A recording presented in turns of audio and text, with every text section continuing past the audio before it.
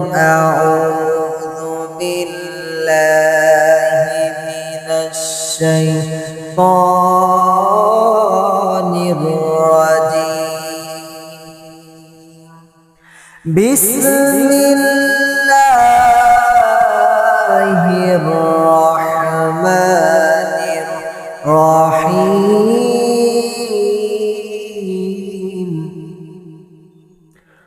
قد أفلح المؤمنون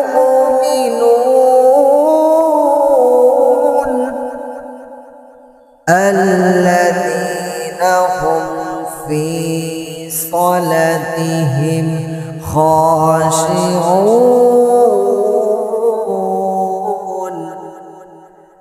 والذين هم عن اللغو معرضون والذين هم للزكاة فاعلون والذين هم لفروجهم حافظون لآخر آية. وقال أيضا إن الله وملائكته يصلون على النبي يا أيها الذين آمنوا صلوا عليه وسلموا تسليما. اللهم صل على وعلى علي سيدنا حبيبنا محمد. যে মানুষ মানুষের বেদনায় কেঁদেছিল সারা জীবন মদিনায়, সেই মানুষ সেই মাটি হয় যদি এত সুন্দর,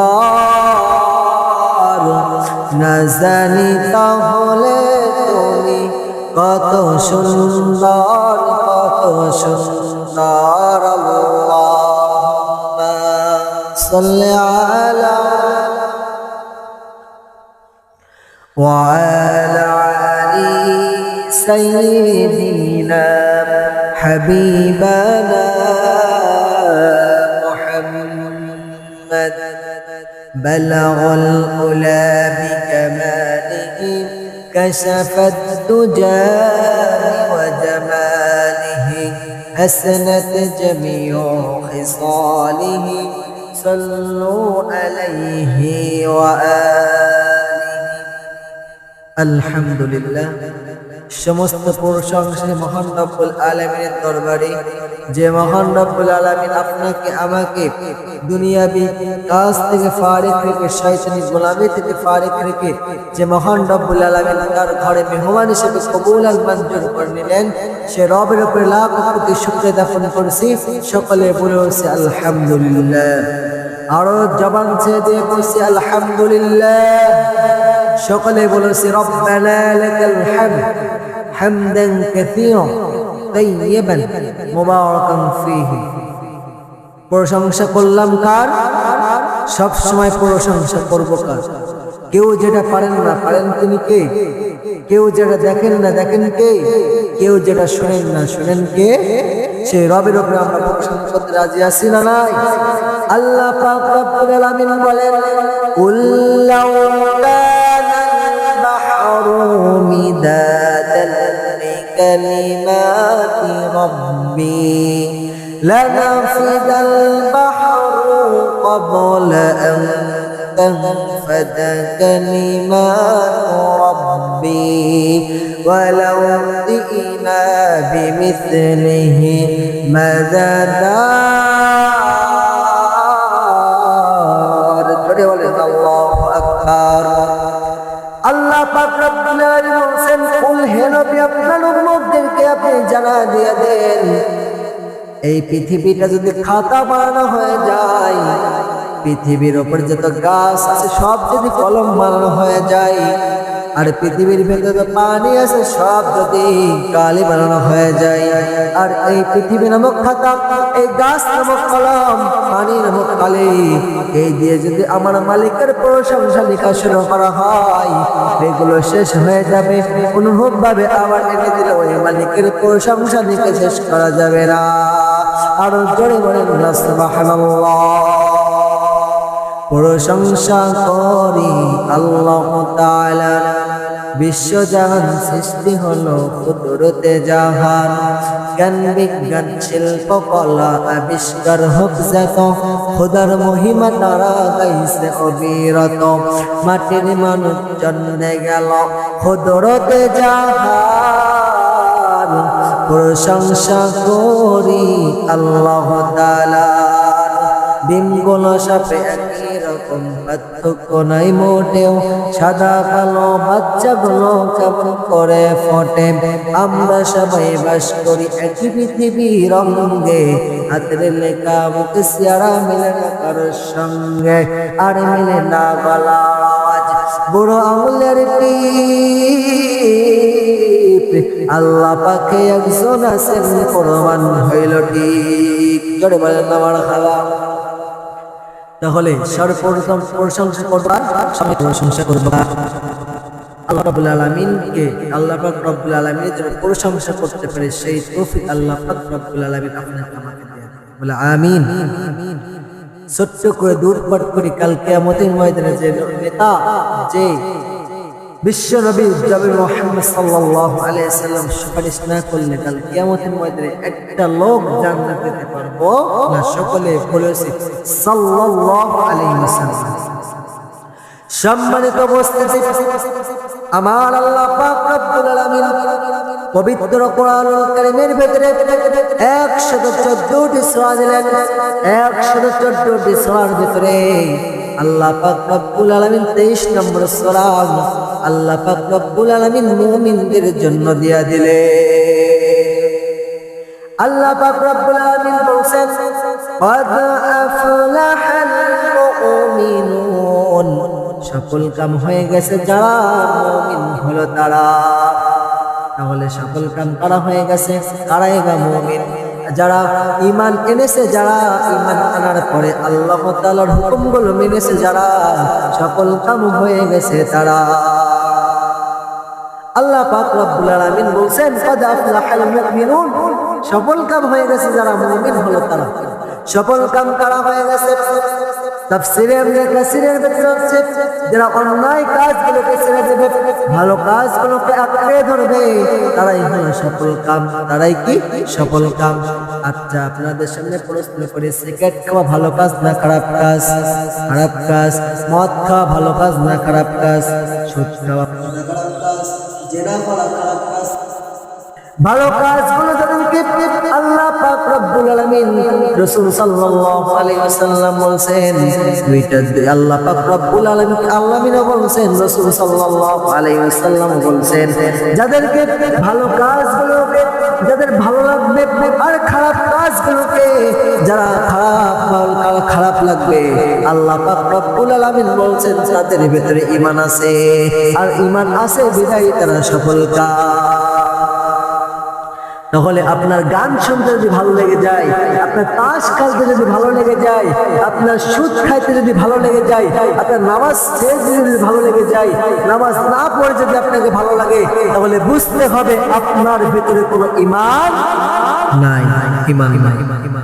তাহলে ঈমানদার হইতে গেলে আপনাকে নামাজ পড়তে হবে, আল্লাহ তাআলার উপরে তাকওয়া আনতে হবে, আল্লাহ পাক রব্বুল আলামিনের হুকুমগুলো মেনে চলতে হবে, কোরআনের হুকুমগুলো মেনে চলতে হবে, আর নবীর আদর্শে চলতে হবে।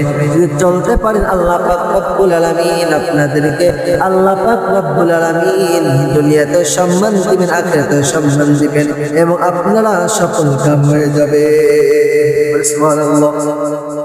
2 নম্বরে আল্লাহ পাক রব্বুল আলামিন বলেন, আল্লাযীনা হুম ফি সালাতিহিম খাশিউন। জোরে বলেন আল্লাহু আকবার। রব্বুল আলামিন বলেন 2 নম্বরে সফল কাম হলো যারা 5 ওয়াক্ত নামাজ আদায় করবে আল্লাহ তাআলার সন্তুষ্টির জন্য এবং খুশুর সাথে নামাজ আদায় করবে খুশুর সাথে নামাজ আদায় করবে আল্লাহ পাক রব্বুল আলামিন বলেন 2 নম্বরে সফল কাম হয়ে গেছে তারা। তাহলে নামাজ আদায় করার সময় খুশুর সাথে নামাজ আদায় করতে হবে, ধীরে-স্থিরভাবে নামাজ আদায় করতে হবে, নামাজের ভিতরে মনটা বসায় নামাজ আদায় করতে হবে।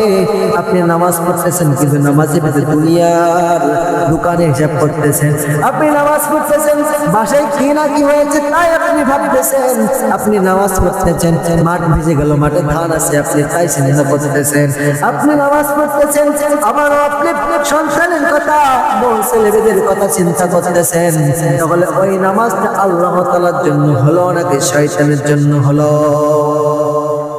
আল্লাহ পাক রব্বুল আলামিন যে নামাজ পড়তে হয় তাহলে আল্লাহ পাক রব্বুল আলামিনের কাছে মনটা উজাড় করে দিয়ে আল্লাহ পাক রব্বুল আলামিন তাকওয়া ভয় রেখে নামাজ আদায় করতে হবে। কথা বলেন ঠিক কিনা? তাহলে 2 নম্বরে সফল কাম ওই ব্যক্তি যে নামাজের ভিতরে বিনয়ী খুশুর সাথে নামাজ আদায় করবে, 2 নম্বরে সফল কাম হয়ে যাবে তিনি। তাহলে 3 নম্বরে সফল কাম কারা? 1 নম্বরে সফল কাম মুসলিম যারা ঈমান এনেছে এবং আমলে সালেহ করেছে, আর তারা 1 নম্বরে সফল কাম।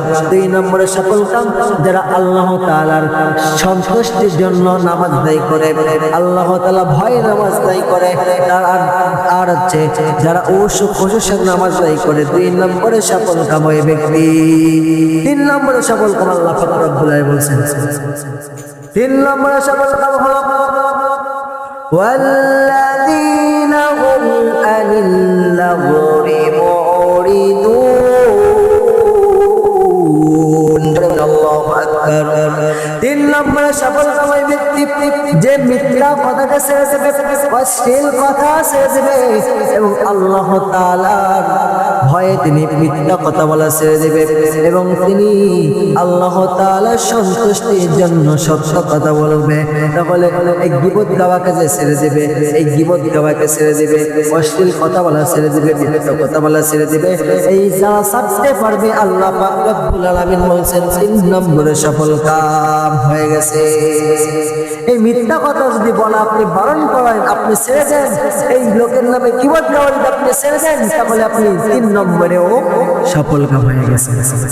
4 নম্বরে সফল কাম আল্লাহ পাক রব্বুল আলামিন বলেন ওয়াল্লাযীনা হুম লিয-যাকাতি ফাইলুন। আল্লাহু আকবার। 4 নম্বরে সফল কাম ওই ব্যক্তি যার উপরে যাকাত ফরজ হয়েছে, যার উপরে যাকাত ফরজ হয়েছে ও নিজে যাকাত তার হচ্ছে আপনার যার ওই যে যাকাত গুলো দেবে ওই যাকাতটা যে যাকাত প্রাপ্য হয়ে গেছে তার কাছে নিজ দায়িত্বে যাকাত পৌঁছাইয়া দেবে, এটাই হলো তার 4 নম্বর ফসল। 4 নম্বর তিনি দাঁড়িয়ে হয়ে যাবে। 1 নম্বরে সফল কাম হয়ে গেছে কারা? ঈমান এনেছে এবং আল্লাহ তাআলার উপরে সালেহ আমল করেছে, আল্লাহ তাআলার উপরে অন্যায় কাজ করেছে, ঈমান আনার কারণে 1 নম্বরে হয়ে গেল সফল কাম। 2 নম্বরে সফল কাম যে নামাজের ভিতরে বিনয়ের সাথে নামাজ আদায় করে, 2 নম্বরে সফল কাম হয়ে গেছে।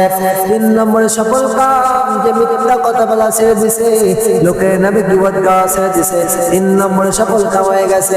4 নম্বরে সফল কাম যিনি যাকাত ফরজ হওয়ার পরে নিজ দায়িত্বে যাকাত প্রাপ্যদেরকে যাকাত দেয়া দেয়, তাহলে 4 নম্বরে সফল কাম।